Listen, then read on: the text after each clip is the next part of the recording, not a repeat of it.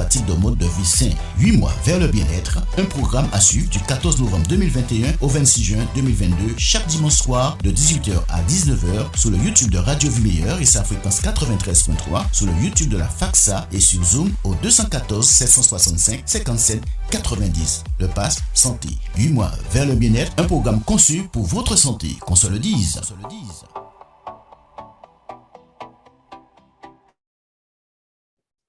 Bonsoir à tous, tous nos amis auditeurs, tous les auditeurs de RVM, et à tous ceux qui nous suivent dans les sections locales, dans certains groupes. Bienvenue, vous êtes bien aux 8 mois vers le bien-être, notre émission hebdomadaire tous les dimanches à 18h, et nous sommes au 3e mois vers le bien-être. Et dans ce 3e mois vers le bien-être, eh bien, nous parlons du choix des graisses. Et nous avons déjà eu une première session dimanche dernier sur les graisses et nous avons eu une présentation générale des graisses, des lipides en général. Et aujourd'hui, nous allons parler d'autres graisses. Et nous allons parler de ces graisses au travers deux maladies qui sont très fréquentes en Guadeloupe, des maladies cardiovasculaires. Et ces graisses sont très importantes dans la genèse. Et le mécanisme, comment ces graisses vont créer ces maladies, c'est très important. Nous allons essayer de mettre ça à votre portée pour que vous puissiez bien saisir. Et ce soir, c'est avec Viviane Brun, qui est diététicienne, que nous allons voir ce deuxième épisode sur les graisses qui sera illustré par un film particulier que nous allons vous présenter tout à l'heure. C'est un film, ce n'est pas nous qui l'avons fait, mais c'est une surprise, vous allez voir tout à l'heure, mais place à Viviane qui vous a préparé un sujet intéressant. Viviane, c'est à toi. Merci, Dr. Sablier. Écran partagé.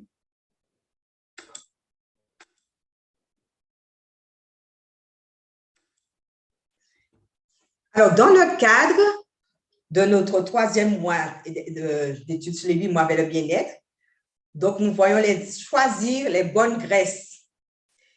Et là, aujourd'hui, vous voyez l'écran? Oui. D'accord. Aujourd'hui, nous allons parler de cas concrets. Nous allons faire une étude de cas. C'est l'histoire de Gérard. Gérard, c'est un homme de 48 ans. Il mesure 1,83 m et il pèse 116 kg 500. Son IMC est de 34,78 kg par mètre carré, donc il a une obésité stade 1. Donc, juste un petit rappel sur l'indice de masse corporelle, quoi que vous l'ayez vu avec Dr. Sablier au mois de novembre. Donc, l'IMC, l'indice de masse corporelle, c'est la mesure d'appréciation de la corpulence ou de l'embonpoint. Il se calcule de la manière suivante, c'est le poids en kilos divisé par la taille en mètres. Donc, on fera en mètres carrés. Donc, suite du rappel. Alors, au-dessous de 18,5, c'est un état de maigreur. Retenez bien, état de maigreur en dessous de 18,5. Et de 18,5 à 24,99, c'est une corpulence normale. De 25 à 29,99, c'est le surpoids. De 30 à 34,99, c'est l'obésité stade 1. Donc, c'est le cas de Gérard. De 35 à 39,99, c'est l'obésité stade 2. De 40 et plus, c'est l'obésité massive, on dira l'obésité maladive. Le tour de taille de Gérard est de 115 cm. Alors, les normes. Pour les femmes, si on veut qu'on dise que les femmes ne sont pas menacées on dira que c'est 80 cm. Mais de 80 à 88 cm, elle vise déjà les complications. Mais à 88 cm, elles sont dans les complications cardiovasculaires. Donc, on dira qu'il faudrait qu'elles aient un tour de taille inférieur à 88 cm. Et pour les hommes, on dira inférieur à 102 cm. Mais Gérard, malheureusement, il est à 115 cm. Son cholestérol total est de 2,50 g. Alors que la normale, on dit jusqu'à 2 grammes, on admet que c'était bon.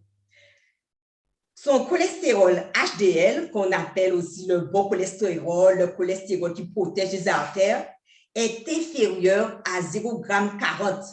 Pour qu'il soit bon, il faut qu'il soit supérieur à 0,40 g. Et le cholestérol LDL, son cholestérol LDL est supérieur à 1,60 g, alors que normalement, il devrait être inférieur à 1,50 g. Ses triglycérides sont à 1,80 g, alors que la normale est entre 0,70 et 1,60 g. Gérard est célibataire. Il a un adolescent de 16 ans. Il est promoteur immobilier, concepteur, programmiste. Il est sédentaire. Il dort 3 heures par nuit. C'est un ancien fumeur qui s'est arrêté d'un coup, sans aide. Il est admis dans le service de cardiologie pour infarctus du myocarde. Quand vous entendez infarctus du myocarde, vous pensez au cœur. Effectivement, le cœur, c'est un muscle et sa fonction consiste à faire circuler le sang dans tout le corps. Il bat 108 000 fois par jour et à chaque battement, il pompe le sang du cœur vers les organes par un système, un réseau d'artères et de veines. Alors, vous avez l'artère aorte, donc c'est elle qui est la chef, et elle lance le sang dans toutes les différentes artères du corps. Donc, ça veut dire que l'artère aorte va se diviser en plusieurs artères dans tout le corps. Et le sang qui arrive dans le corps, et c'est un sang oxygéné, et il retourne par les veines, parce que je parle de réseau d'artères et de veines. Le sang retourne par les veines, mais il est chargé de gaz carbonique, chargé de déchets. Donc, il retourne dans le cœur. Ensuite, il ressort pour aller dans les poumons, et là, il est purifié. Et il est purifié, et il revient dans le cœur, et il repart, le circuit continue. Il repart dans tous les organes. Alors, je vous ai parlé de réseau d'artères et de veines. Donc déjà, le réseau commence au niveau du cœur même. C'est-à-dire que l'artère aorte se divise déjà en 2 branches principales. Alors, vous avez l'artère coronaire gauche. Vous voyez avec la... je vais remonter. L'artère...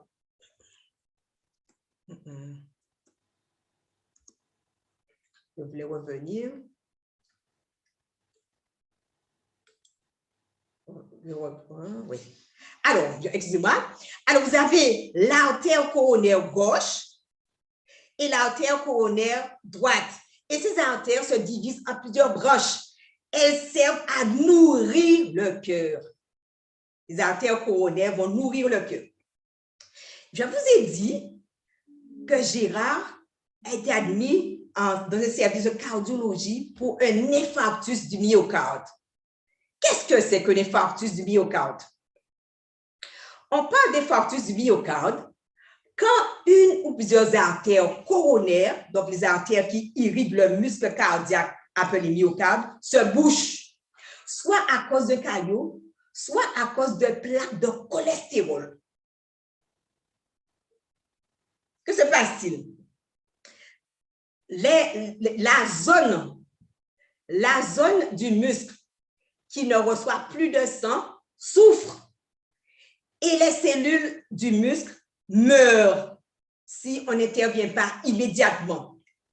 Donc, une zone de myocarde morte ne peut plus se contracter de manière normale pour éjecter le sang du cœur vers les organes. Le patient ressent une vive douleur dans la poitrine qui est souvent brutale. C'est une urgence médicale. Il faut appeler le 15. L'infarctus tue 8 millions de personnes chaque année dans le monde. Les traitements sont divers et ils dépendent de la gravité de l'infarctus. Si celui-ci est pris en charge rapidement, c'est-à-dire dans les 6 heures, on peut mettre en place un traitement médical en injectant des produits pour dissoudre le caillou. Il faut parfois passer par l'angioplastie. En quoi cela consiste-t-il? Ne tenez pas compte du titre, c'est un titre qui est allé trop vite. Alors, l'angioplastie consiste à faire entrer dans une grosse artère un petit tuyau qu'on appelle cathéter et on le pousse jusqu'à l'artère coronaire bouchée. Puis, on gonfle un petit ballonnet que l'on place à la partie rétrécie afin de pouvoir dilater, de pouvoir ouvrir, écarter cette zone de telle manière que la circulation puisse reprendre son cours. Et pour maintenir l'artère ouverte, il est parfois nécessaire de poser un petit treillis qu'on appelle stent. Voici le stent, ça ressemble à un ressort. Et ensuite, le rétablissement du flux sanguin se fait. Une chirurgie peut également s'avérer nécessaire, le pontage coronarien. Alors, le pontage coronarien consiste à greffer sur la grosse artère aorte une veine, vous voyez le petit tuyau violet, une veine prélevée sur le patient et on va la boucher sur les artères coronaires malades. Mais après la partie obstruée, vous voyez la partie obstruée, c'est la partie en marron. Et la circulation va reprendre de cette zone-là. Vous avez une artère qui commence à se boucher. Vous voyez qu'elle brille, vous voyez que c'est jaune et elle brille. C'est de la graisse. C'est de la graisse qui est au niveau de l'artère. Et c'est cette graisse-là qui bouche les artères. Mais il n'y a habituellement aucun signe de maladie jusqu'à ce que l'artère soit obstruée à 90 à 95%. Qu'y avait-il dans l'assiette de Gérard? Que consommait-il habituellement? L'enquête alimentaire a révélé que Gérard avait un rythme alimentaire irrégulier. Gérard ne prenait pas de petit déjeuner. Il mangeait à n'importe quelle heure de la journée et de la nuit. Et je vois qu'il était sincère, il me paraissait sincère quand il répondait, il me paraissait sincère. Et bien voilà ce qu'on consommait Gérard. Gérard consommait de la viande rouge plus de 3 fois par semaine. La viande en sauce, comme de bœuf. Et la quantité, c'était non pas la quantité, Gérard n'était pas gêné par cette quantité, les 750 grammes. Gérard consommait de la friture, poulet et frites. Regardez l'assiette de Gérard. Regardez les pilons de poulet, 750 grammes. On ne va pas juger Gérard, c'est ce qu'il consommait. Il m'a dit ce qu'il consommait. Il me paraissait sincère. Il consommait des hamburgers à n'importe quel moment de la journée. Et la charcuterie ne faisait pas exception. Ah non, pas du tout. Ah, Gérard aimait les friandises. Ah, la pâtisserie. Oh, la pâtisserie de Gérard. Gérard me paraissait sincère. Donc, c'est pourquoi je veux vous raconter ce que faisait Gérard. Vous savez, aux États-Unis, une étude a été faite sur la consommation des graisses saturées et la mortalité par maladie cardiaque. L'étude a été faite sur des professionnels de santé, sur 43 757 hommes en bonne santé au départ, et l'étude a été faite pour la consommation des graisses et le risque de mort par maladie cardiaque en 6 ans de suivi.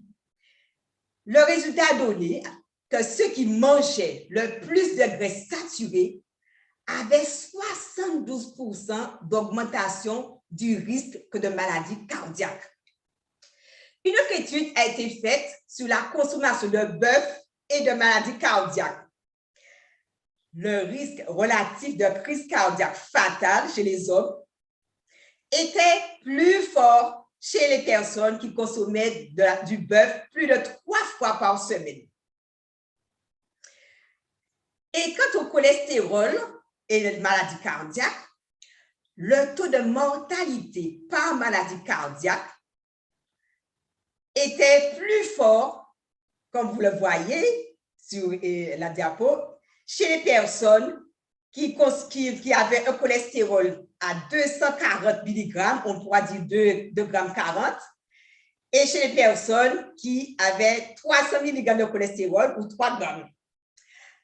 Et Gérard, il était, vous vous rappelez, à 2,50 g, on pourra dire à 250 mg. Enfin, il y a eu le résumé des lipides et le risque d'infarctus. Il a été remarqué que le risque de maladie cardiaque était à 17% chez les personnes qui avaient des lipides saturés à 5% dans leur ration alimentaire. Il était plus fort, le risque de maladie cardiaque était plus fort chez les personnes qui avaient des lipides, qui consommaient des lipides trans. Vous entendez? Lipides trans à 2% de leur ration. Donc, le risque de maladie cardiaque était à 53% chez les personnes qui consommaient des lipides trans. Par contre, chez les personnes qui consommaient des lipides monoinsaturés à 5% de leur ration, le risque était à moins 19%. Vous comprenez que c'était meilleur. Et chez les personnes qui consommaient des lipides polyinsaturés à 5% de leur ration, le risque était à moins 38%. Ceci dit, l'objectif d'une bonne santé n'est pas d'éliminer toutes les graisses, mais plutôt de manger moins de celles qui font du tort à l'organisme. Avec une autre professionnelle, la semaine prochaine, nous verrons quelles sont ces graisses qui nuisent à notre organisme. Je vous remercie de votre attention et je passe la parole à Dr Sablier.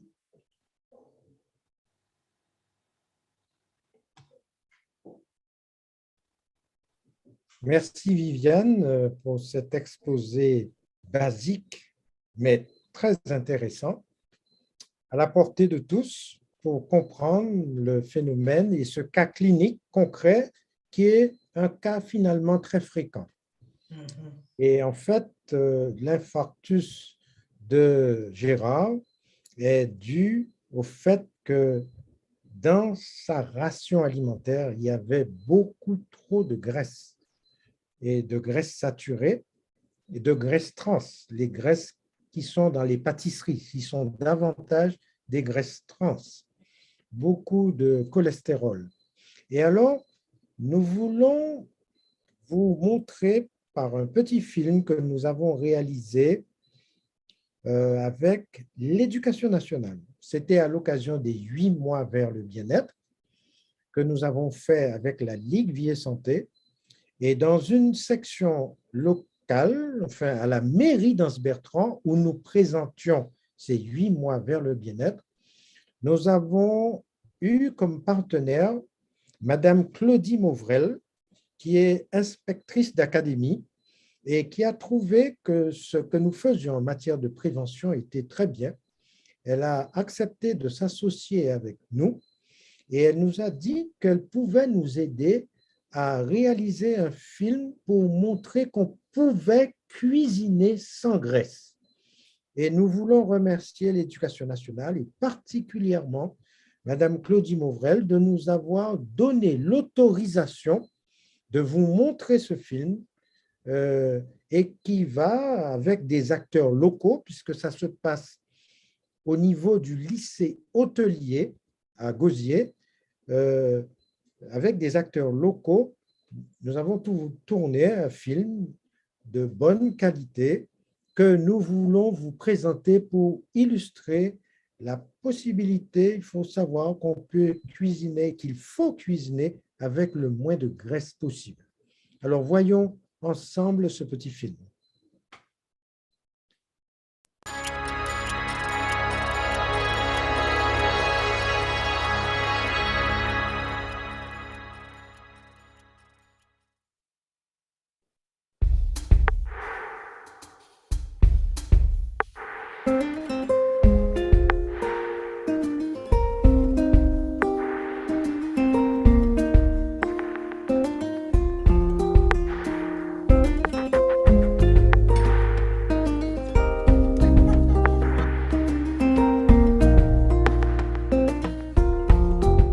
Alors, pourquoi on enlève la peau du poisson? D'après vous? Parce qu'on fait une production allégée aujourd'hui. Alors, La graisse en dessous, non? comment? La graisse en dessous, non? Alors, justement, on enlève la peau du poisson parce qu'il y a beaucoup plus de matière grasse dedans que dans la chair. Donc, pour pouvoir suivre un régime allégé, on va l'enlever. Alors, là, tu vois, j'appuie la lame du couteau sur la peau. Et vous allez longer toute la peau pour l'enlever.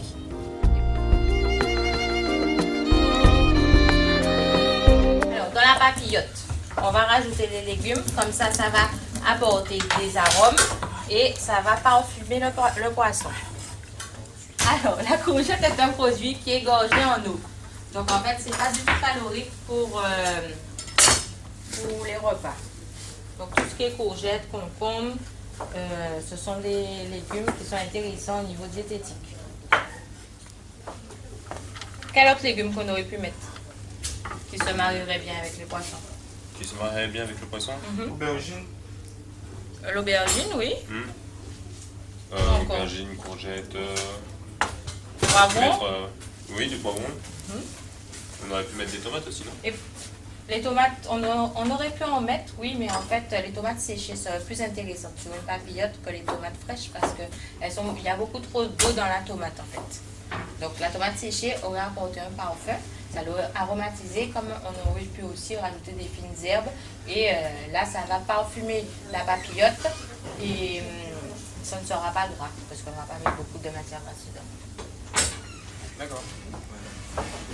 Donc, alors, vous voyez bien que tous ces différents légumes, c'est au choix. Après, on n'est pas obligé de mettre tous les légumes dans la papillote. Nous, on a fait le choix de mettre ça avec le poisson parce que, en fait, ça se marie très bien et ça va parfumer le poisson. Donc, ça va nous permettre d'avoir du goût et de mettre beaucoup moins de matière grasse dans la papillote.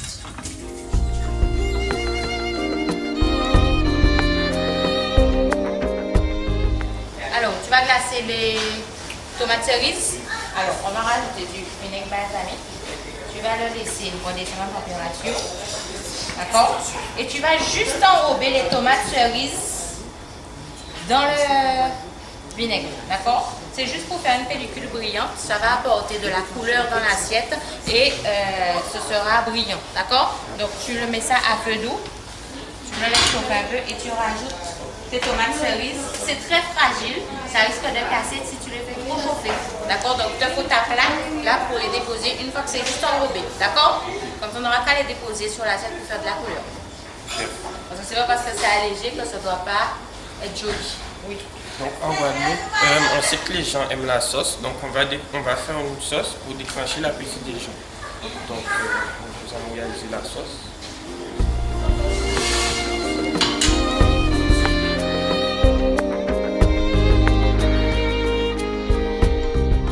Alors, pour les poireaux, tu vas prendre ton huile d'olive, ton sel et ton poivre et on va les faire juste sauter, d'accord, pour faire une petite fondue de poireaux. Madame Carnet, je vous ai vu présenter l'utilisation des poireaux. J'étais attentive et j'ai entendu parler de l'huile d'olive. Quel est l'intérêt de l'huile d'olive? Alors, l'huile d'olive est une huile qui est bonne pour la santé parce qu'elle est riche en oméga 3. Et il faut savoir que maintenant, l'industrie agroalimentaire utilise beaucoup d'oméga 6. Donc, en fait, on est obligé un petit peu de consommer plus d'oméga 3 dans notre alimentation quotidienne. Donc, on peut l'utiliser à chaud comme à froid, donc pour faire nos sauces vinaigrettes, pour faire nos poissons sautés. Elle sera meilleure pour la santé qu'une huile de tournesol ou une huile d'arachide parce qu'elle est bonne elle contient des acides gras polyinsaturés. Alors, comment doser cette huile d'olive? Alors, en général, on n'a pas besoin de beaucoup de matière grasse pour faire des cuissons. Il suffit d'utiliser un filet d'huile d'olive, donc l'équivalent d'une cuillère à soupe, pour pouvoir faire sauter un pavé de poisson, par exemple.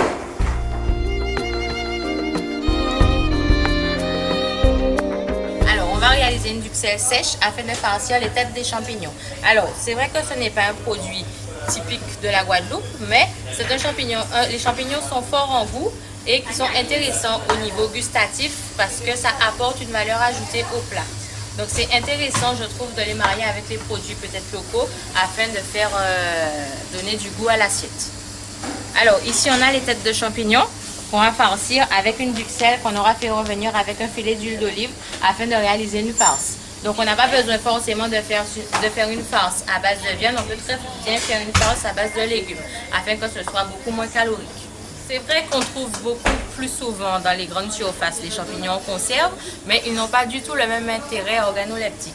Les champignons frais sont meilleurs pour la santé et ils ont beaucoup plus de goût. Donc après, c'est vrai qu'il faudra aller se rendre chez les grossistes de chez nous pour les trouver, mais on en trouve très bien aussi dans les grandes surfaces. Alors, vous disiez tout à l'heure organoleptique, c'est un mot que l'on utilise entre initiés. Alors, c'est-à-dire, ai-je envie de vous dire?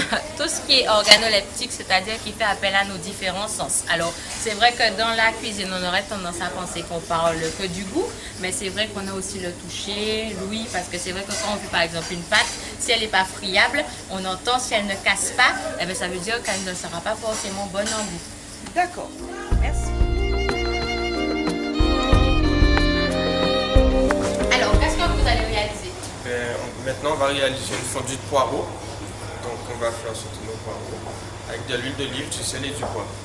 Parce que d'habitude, quand on consomme une fondue de poireau, c'est vrai qu'elle est onctueuse et c'est souvent dû à la crème liquide qu'on retrouve dedans. Et là, on va la faire alléger et c'est tout à fait possible de la consommer sans y mettre de la crème. Et on verra qu'on aura exactement le même rendu. Alors, on te regarde. Alors, on va mettre un filet d'huile d'olive à la bouteille. Voilà. Tu vas laisser monter en température et après tu vas rajouter un peu de poireau. Alors c'est bon, tu peux rajouter un peu de poireau.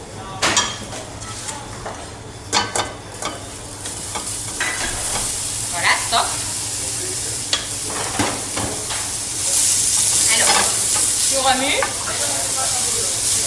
Après, tu vas rajouter un peu de sel, un peu de poivre. Le sel va permettre de dégorger les légumes. Ça va leur faire perdre leur haute végétation. Alors bien sûr, si on trouve que c'est pas assez lié, la fondue n'est pas assez liée, on pourrait toujours rajouter une parcelle de beurre allégé. Mais c'est vrai que si on a déjà mis de l'huile d'olive, je pense que ce sera suffisant, qu'on ne sera pas obligé de rajouter un surplus de matière grasse.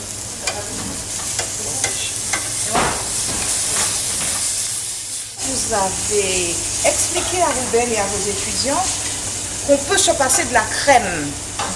Souvent, on voit dans les supermarchés, dans les boutiques, crème épaisse, crème légère, où on fabrique une petite crème avec de la farine de froment ou de la crème de maïs, de la poudre de maïzena. Je voudrais que vous donniez l'occasion de revenir sur, d'une part, la présence au nom de la crème. Alors, c'est vrai que je disais qu'on mettait de la crème souvent pour une fondue de poireaux, ou bien il y avait beaucoup de beurre. Donc c'est vrai qu'on voit tout type de crème maintenant, alors allégé à 4%, allégé à 20%. Donc il faut savoir que l'appellation allégé, c'est-à-dire que c'est allégé en matière grasse entre 20 et 50% pour que ça puisse avoir sur le produit la mention allégée. Donc c'est vrai qu'il y aura beaucoup moins de matière grasse dans le produit que dans une crème dite classique, que ce soit crème fraîche ou crème liquide, mais ce sera meilleur pour la santé d'utiliser une crème allégée que d'une crème normale. Alors ici on a des yaourts à 0% qu'on va utiliser pour faire la sauce. Donc on va réaliser une vinaigrette froide pour aromatiser aux agrumes pour accompagner le poisson. Donc ça va apporter du goût et l'acidité contenue dans le pamplemousse va relever le goût du poisson. D'accord?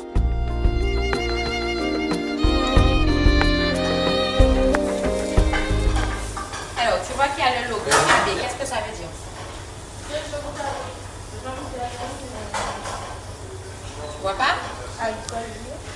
culture biologique. Tu étais presque. Donc tu vois, ça provient effectivement, le lait qui permet de fabriquer les yaourts vient de l'agriculture biologique. Donc là, on est sûr de la provenance et que au moins, on n'aura pas de souci avec ces yaourts-là. Alors, on voit qu'ils sont à 0%, donc 0% de calories dessus. L'avantage de faire une sauce au fromage frais, ça nous permet d'avoir de la texture pour la sauce et aussi, comme c'est un goût neutre, du coup, on peut y ajouter ce qu'on veut. Nous, on a choisi comme fines herbes la nette parce qu'on trouve que ça se marie bien avec le poisson, mais on pourrait mettre de la citronnelle, comme on pourrait mettre de la coriandre, ça c'est au choix de la personne. Après, en Guadeloupe, on aime bien le piment végétarien, on aime bien les épices, les cibes, donc si on préfère, on peut mettre ça comme herbe aromatique dedans. Alors, c'est une sauce qui peut aussi très bien accompagner les pommes de terre au four, par exemple. Au lieu de la faire avec de la crème fraîche épaisse, on peut la faire au yaourt. Et les patates douces aussi. Je reviens sur ce que vous disiez il y a un instant à Taïna. Vous parliez, je crois, de traçabilité du produit. Oui. Et c'est important pour garantir que la cuisine allégée puisse produire les effets escomptés. Alors, qu'en pensez-vous dans notre contexte guadeloupéen, mais tout simplement aussi dans le contexte de quelqu'un qui veut pratiquer la cuisine allégée, en termes de traçabilité, que pouvez-vous nous dire? Quelles sont les précautions à prendre? Alors, au niveau de la traçabilité, c'est vrai que c'est mieux d'acheter des produits où il y a le logo de l'agriculture biologique dessus, ou bien le logo bio, parce que là, on est sûr qu'au moins, il n'y a pas de pesticides ou bien d'OGM dans les produits qu'on va consommer. OGM, c'est-à-dire? Alors, OGM, organisme génétiquement modifié. Alors, c'est vrai qu'en Guadeloupe, on est sensibilisé par rapport à la flore adéquate, donc qui pollue nos sols.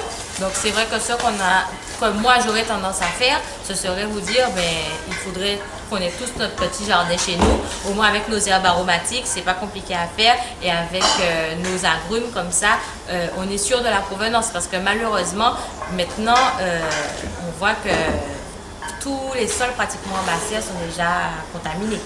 Donc ce serait le mieux.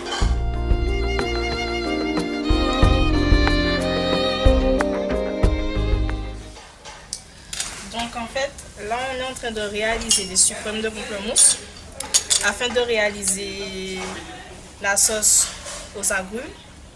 Il faut savoir que le pamplemousse, c'est un fruit riche en vitamines, pauvre en lipides, en sucre et très acidulé. Il se marie très souvent avec le poisson, c'est pour ça qu'on l'a choisi.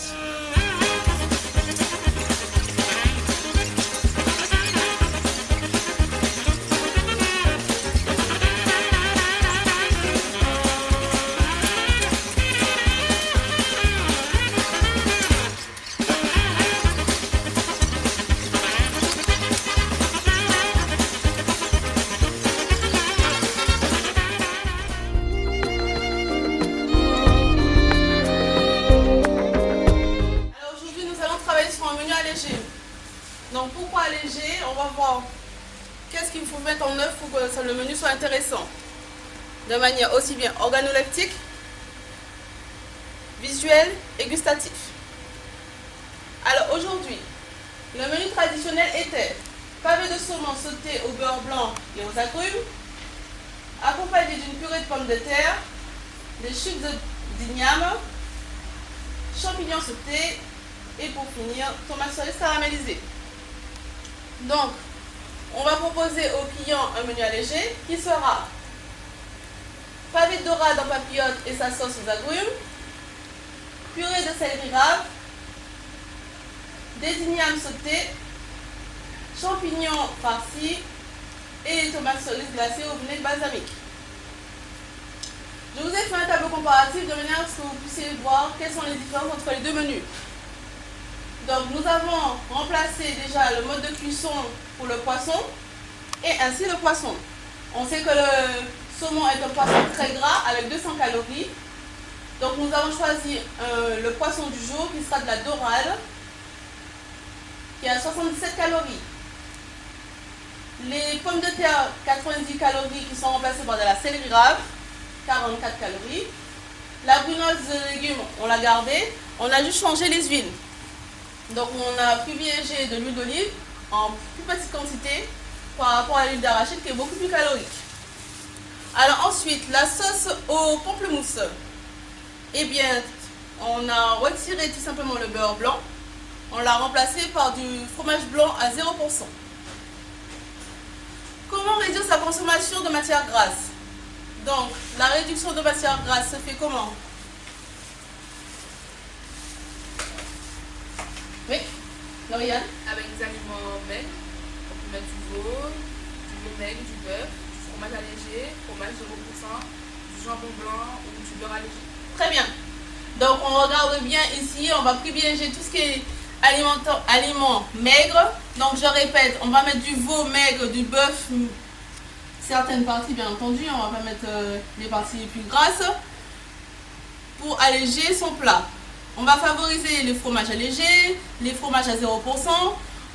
Au lieu de prendre un plateau de charcuterie, on privilégiera du jambon blanc et aussi le beurre allégé qui est beaucoup plus intéressant pour un menu allégé.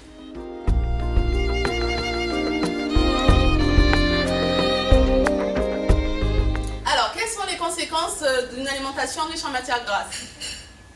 Jean-Denis? Alors, les conséquences sont le surpoids, les maladies d'hypertension, l'AVC, le diabète, le cholestérol et l'obésité.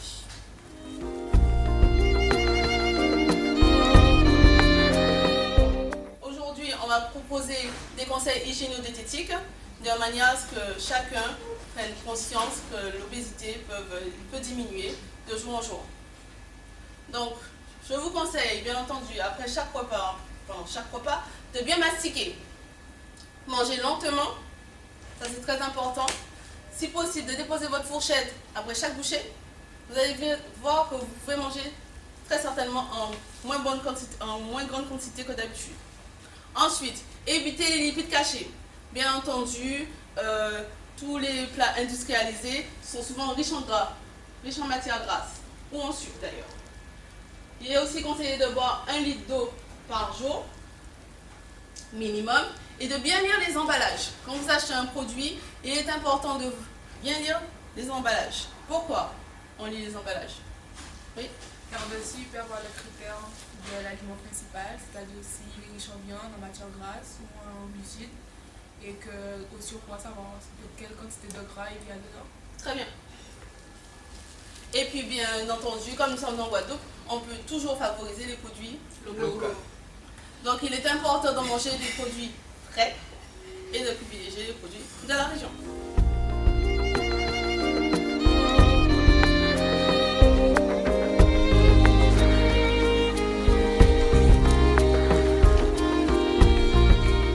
Alors, papillote de dorade accompagnée de sa quenelle d'igname et son fondu de poireau. Eh bien, merci encore à toute l'équipe. Je crois qu'aujourd'hui, je vais manger allégé. Nous allons manger allégé, n'est-ce pas? Ce qui veut dire que nous contribuons à notre vie saine. Merci encore.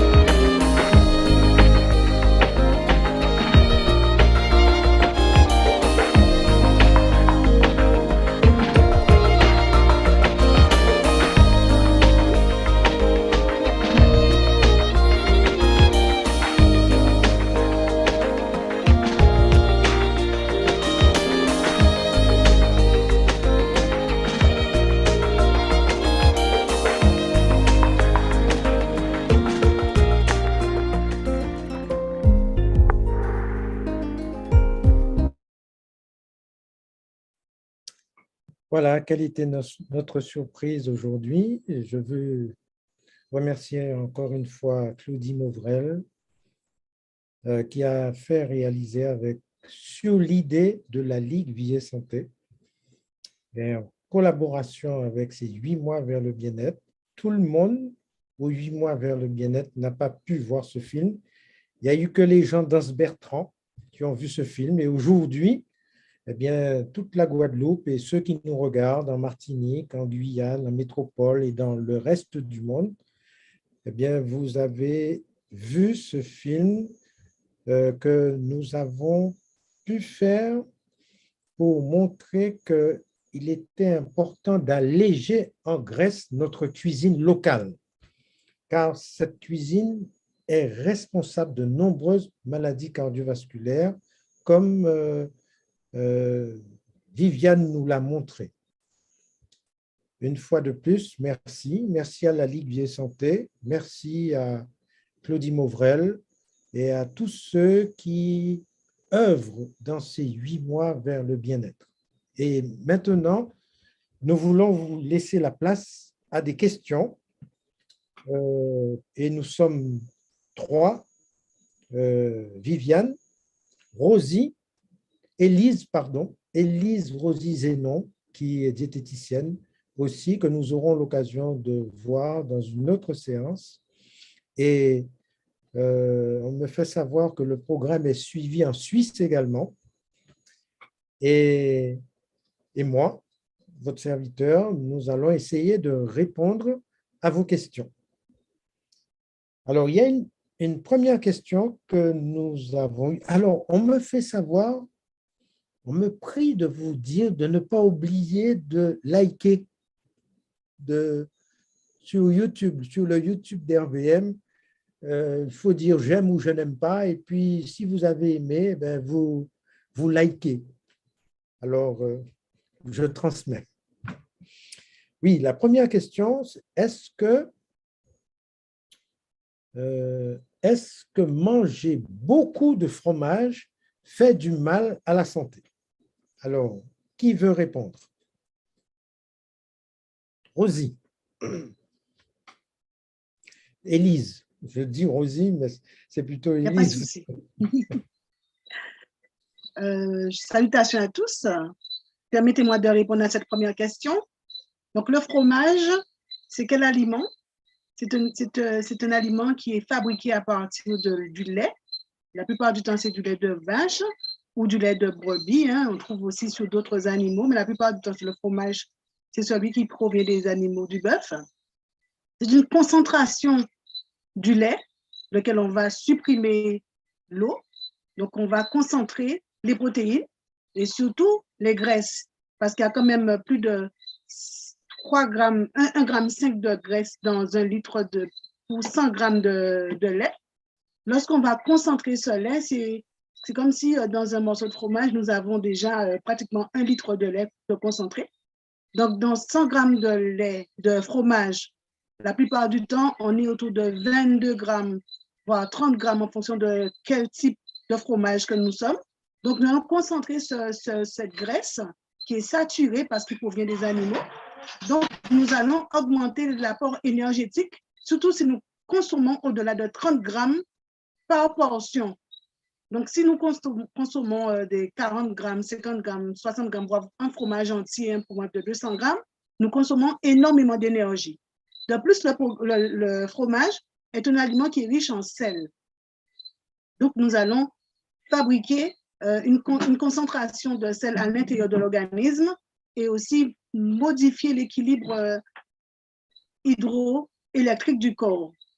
Donc, ce n'est pas une bonne réaction que de consommer beaucoup de fromage. On doit pouvoir rester sur une consommation autour de 30 à 40 grammes de fromage pour la journée, donc une portion. Si nous voulons consommer un autre produit laitier, il faudrait choisir un autre produit, du lait ou des yaourts, mais pas 2-3 fois ou plusieurs portions de fromage dans la même journée. Merci. Est-ce qu'il y a d'autres questions? Merci pour cet encouragement que nous voyons à l'écran maintenant. Alors, il faut savoir que les viandes en général, les viandes animales, la viande rouge en particulier, est une viande qui a beaucoup de graisse dedans. Les graisses animales sont des graisses saturées et ces graisses saturées sont des graisses qui vont encrasser les artères. Mais ce n'est pas que les viandes. Le fromage, Élise vient de nous dire quelque chose sur le fromage, mais aussi les œufs. La semaine prochaine, oui, Élise, nous allons développer cela. Voilà, avec Élise, nous allons revoir ça. Donc, avec ça veut moi. dire qu'elle me fait comprendre qu'il ne faut pas trop déflorer le sujet. Donc, on laisse pour dimanche prochain. On va voir d'autres questions. Voilà, une question. Puis-je ajouter de l'huile en fin de cuisson dans le riz ou les lentilles sans danger pour mon organisme? Je vous laisse répondre. Bien. Bien, oui. Alors, en général, il y a une quantité d'huile à prendre à consommer par jour. Si cette personne, elle ajoute, c'est l'huile qu'elle met, elle peut mettre l'huile à la fin de son repas, mais elle saura que quand elle arrive à table, son huile est déjà dans son repas. Mais le mieux, ce serait qu'elle voie son huile. Quand le repas est cuit, elle ajoute sur son repas à table. Donc, elle sait qu'elle a pris sa quantité d'huile. Parce que si elle met dans l'ensemble du repas, bon, c'est vrai que toute la famille va y participer, mais le mieux, c'est de mettre sur son repas à table, chacun met sa quantité d'huile. Et on peut mieux doser ainsi.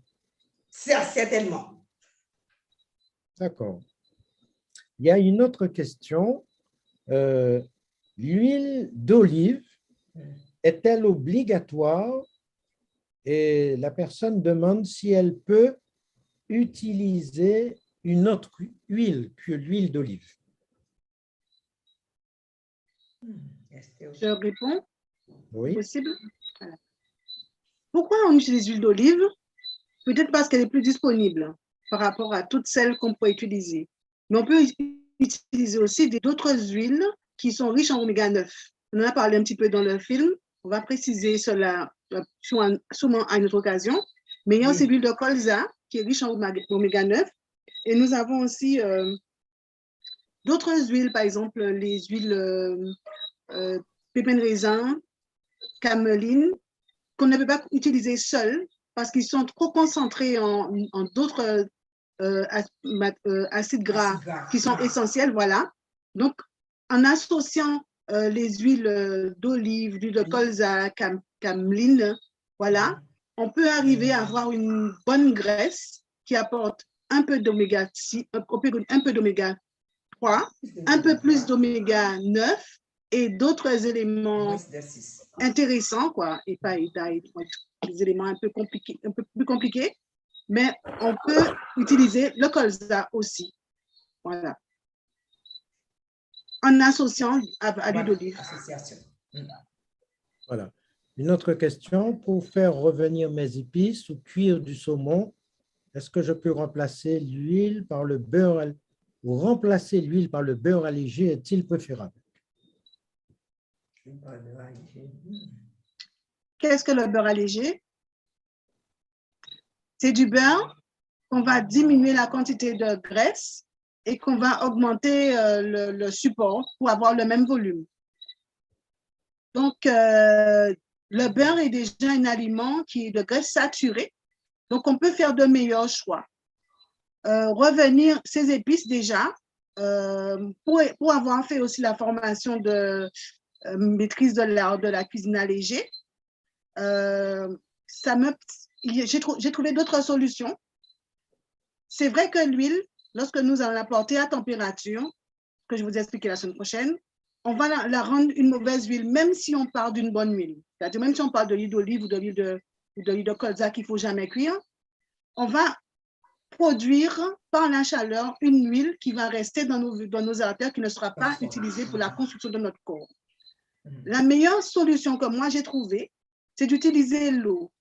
Mettre un peu d'eau au fond de votre casserole, marmite, pour faire juste un petit revêtement. Et monter l'eau en température on pourra arriver à 100 degrés, une température qui est tout à fait respectueuse pour qu'il ne détériore pas les aliments. On aura un aliment de bonne qualité, même si on est à 100 degrés. Parce que l'huile, lorsqu'il est chauffé, même si c'est en peu de quantité, on est quand même au-delà de 200 degrés. Et quand ça fume, on est déjà pratiquement presque à 300 degrés, 280 degrés. Et là, on a détérioré, on a détruit tous les intérêts nutritionnels qu'on peut avoir par rapport à cette huile. Donc, avec l'eau, on peut réveiller les sucres essentiels, les saveurs, les arômes qui sont dans nos aliments, même si on n'est pas au-delà de 200, les huiles essentielles qui sont dans nos aromates. Donc, vous faites une petite couche d'eau. Quand elle fera des petites bulles, vous allez saupoudrer vos épices, vos aromates par-dessus et le couvrir tout doucement avec un petit couvercle et laisser cela. Ça va réveiller vos huiles, vos aromates, vos parfums. Et vous pouvez continuer votre progression en ajoutant les légumes. Et par-dessus, vous allez mettre peut-être votre poisson et comme ça, réserver votre poisson et garder le peu d'huile qui est dans le poisson, qui est aussi des huiles qui sont très intéressantes puisque le poisson n'est pas aussi riche en graisses saturées que la viande. Je voulais corriger quelque chose que j'ai vu dans le film. C'est que là, vous enlever le poisson, même le plus gras, la viande, pour avoir une meilleure présentation. Mais vous avez du on n'entend pas bien. On va enlever la peau de tous les poissons. Non, c'est pas sa faute, c'est sa connexion. Là, je crois que c'est ça, la connexion. Voilà, Élise, on a quelques problèmes avec ta connexion. On va passer à une autre question. Viviane, on nous demande est-ce qu'on peut cuire l'huile d'olive? Et est-ce que on doit obligatoirement utiliser les huiles sans les chauffer? La personne a du cholestérol, elle demande est-ce qu'elle peut cuire l'huile d'olive? Défais ton micro. Oui, merci beaucoup. Oui, effectivement, la personne a répondu à la question. La deuxième question, c'est la réponse. Oui, il vaut mieux utiliser les huiles sans les chauffer. Et la semaine prochaine, dans 2 semaines quand même, nous allons parler la semaine prochaine même, nous allons parler des huiles chauffées, nous allons parler des effets des huiles, comment les utiliser. Mais elle a compris, elle doit les utiliser sans les chauffer. Il vaut mieux ne pas les chauffer. Pendant que tu y es, on demande est-ce qu'on peut utiliser l'huile de sésame en vinaigrette? Tout à fait, l'huile de sésame, oui, tout à fait. Oui, en vinaigrette. C'est comme quand on ajoute, la semaine prochaine, on a aussi une recette sur la vinaigrette, une vinaigrette de base, une sauce à salade de base, l'autre semaine. Alors oui, elle peut utiliser d'une huile, elle peut l'utiliser dans sa vinaigrette. Mais le mieux, c'est de varier les huiles. Si elle a de l'huile de sésame aujourd'hui, elle n'a que ça, elle mettra dans sa vinaigrette, oui, dans sa sauce à salade. D'accord. Élise, dans un smoothie fruits ou même de légumes, est-ce qu'il est conseillé de mettre des noix, des amandes ou des noix de cajou? Cela permettrait de faire une préparation plus complète en apportant les protéines nécessaires, les fruits nécessaires, les fibres nécessaires, les vitamines nécessaires et aussi des acides gras crus essentiels et intéressants. C'est une bonne solution. C'est une bonne idée. D'accord.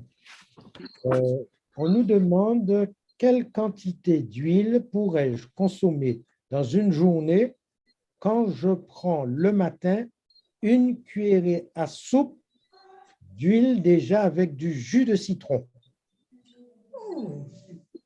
Non, quand je prends le matin une cuillerée à soupe de jus de citron, alors est-ce qu'elle peut rajouter de l'huile et quelle huile rajouter dans le mélange citron-huile d'olive que souvent certaines personnes font le matin à jeun? Dans la journée. Elle demande sa ration. sa ration d'huile pour la journée. Mais ça dépend de, vous savez, en général, ça dépend moi, je dis l'actif de la personne. Comme moi, j'ai une personne devant moi en consultation, je sais par exemple, suivant son activité, je sais que je vais donner 2 cuillères à soupe d'huile par repas.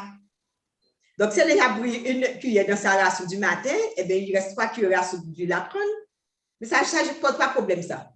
Ça ne pose pas de problème. 2 cuillères à soupe d'huile, c'est bon. Pour la journée. Non, à chaque repas, si elle prend 2 repas par jour, ça lui fait 4 cuillères à soupe d'huile. Mais si c'est une personne qui est active, une personne qui vit, mais si même qui est toujours couchée, ça c'est différent. Elle va prendre des calories. Elle a une surcharge pondérale déjà.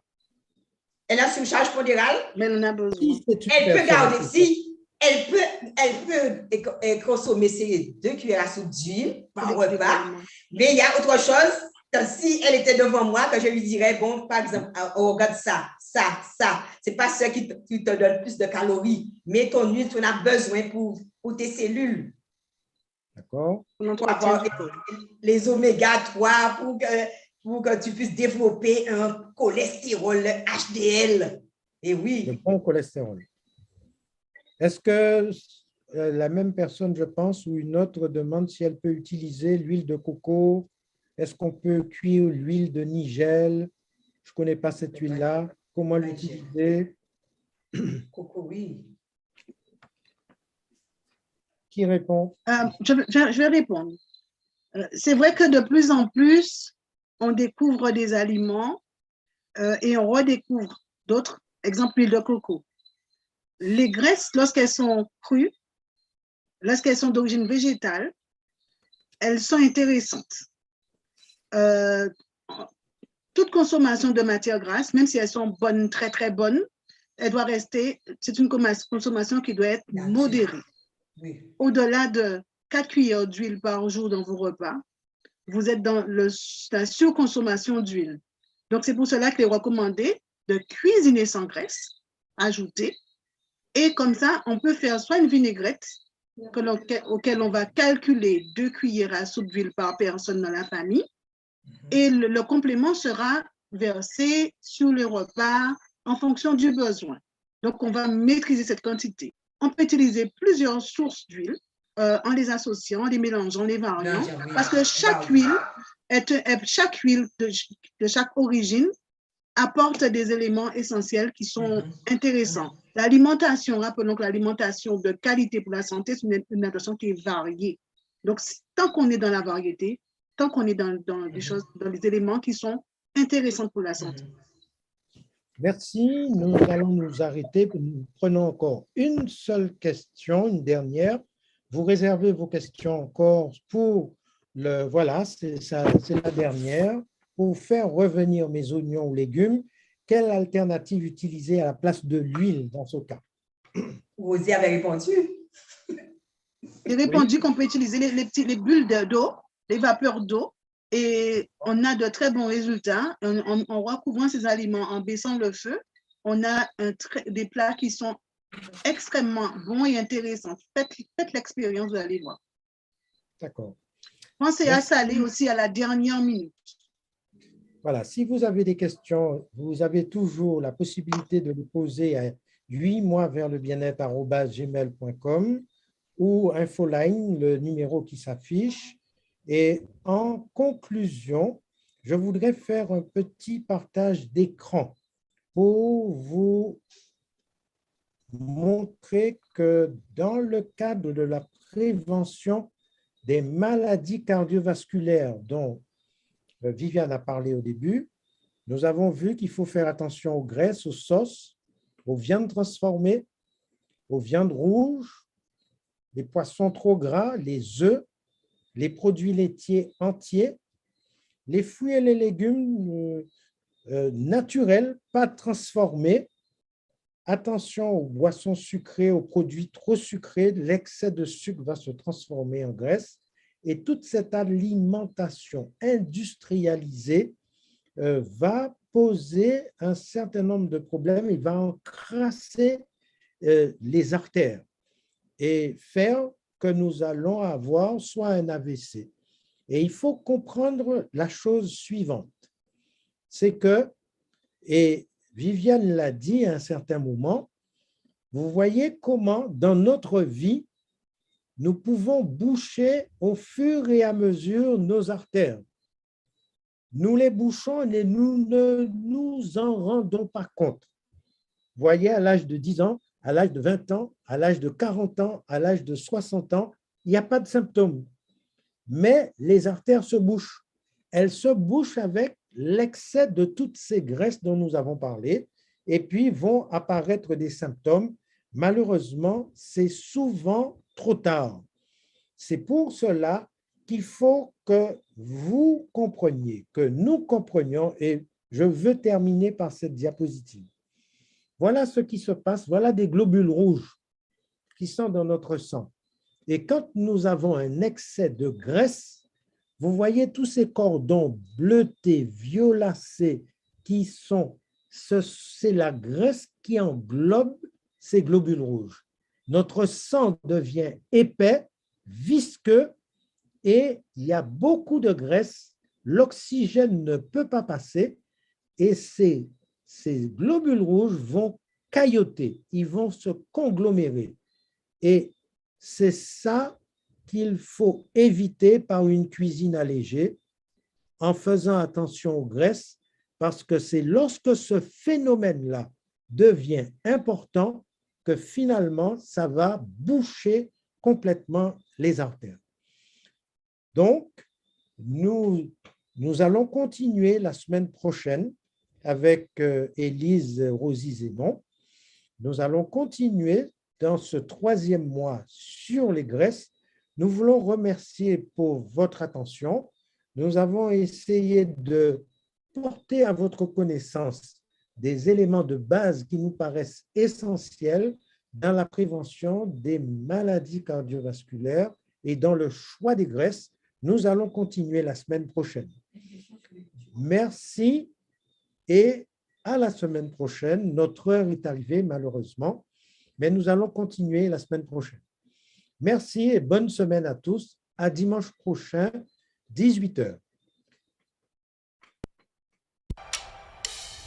Pour vous aider au cœur de la pandémie de Covid-19, la FACSA Santé propose un programme de santé d'intérêt général, 8 mois vers le bien-être. Un programme que vous pourrez suivre sur le YouTube de Radio Vie Meilleure et sur sa fréquence 93.3. Également sur le YouTube de la FACSA Santé et sur Zoom au 214 765 57 90. Passe Santé en minuscule. 8 mois vers le bien-être, un programme animé par les professionnels de santé. Profitez donc au maximum pour améliorer votre bien-être et expérimenter les pratiques de mode de vie sain. 8 mois vers le bien-être, un programme à suivre du 14 novembre 2021 au 26 juin 2022, chaque dimanche soir de 18h à 19h sur le YouTube de Radio Vie Meilleure et sa fréquence 93.3, sur le YouTube de la FACSA et sur Zoom au 214 765 57 90. Le Pass Santé. 8 mois vers le bien-être, un programme conçu pour votre santé, qu'on se le dise.